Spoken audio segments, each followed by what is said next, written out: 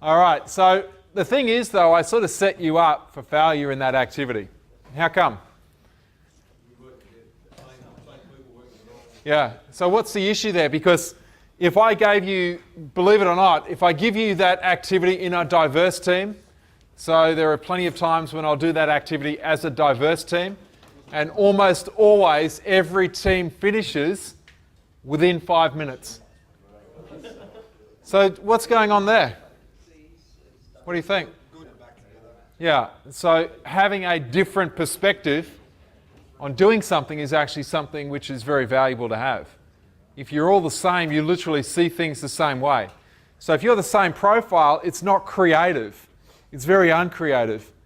You actually need diversity to come up with creative solutions.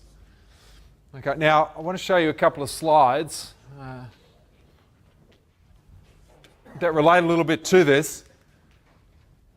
The first one is what we call style compatibility, and it's basically how each get along. Now, how all of the profiles blend together and mesh is going to be different depending upon the context that they're in. So this is in a competitive situation. Why do you think, you tell me, why do you think people may get along a lot better, or it may not be such an issue unless it's a competitive situation?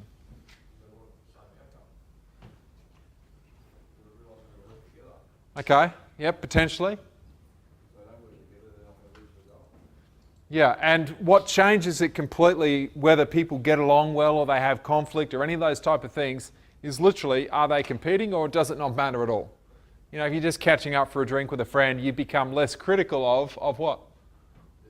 Their behaviours and, you know, what they do and don't do and whether that meshes with you or not. And so you tell me, what do you notice?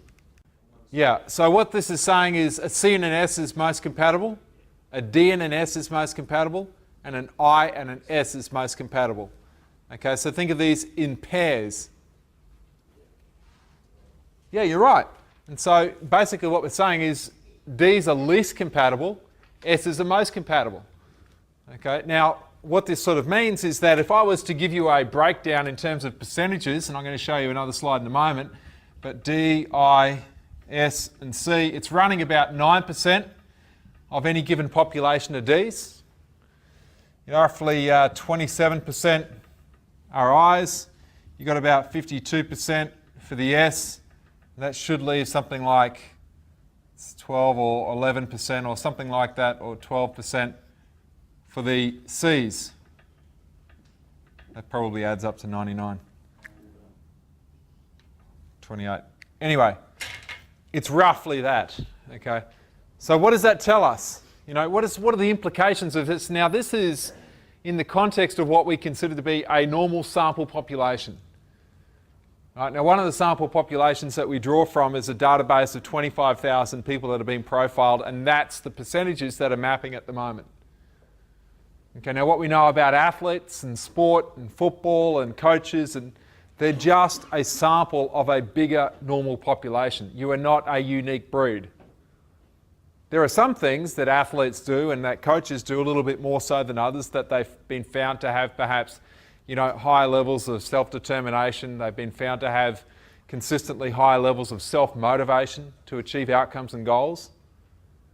But they're not the things, remember, they're not the areas within the DISC model that we're testing for. Does that make sense? And we're not screening for that. Every profile can be that. But what does this say? You add up 28 and 52 and you get 80, don't you?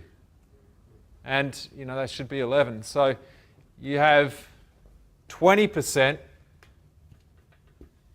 all right, 20% of the population is.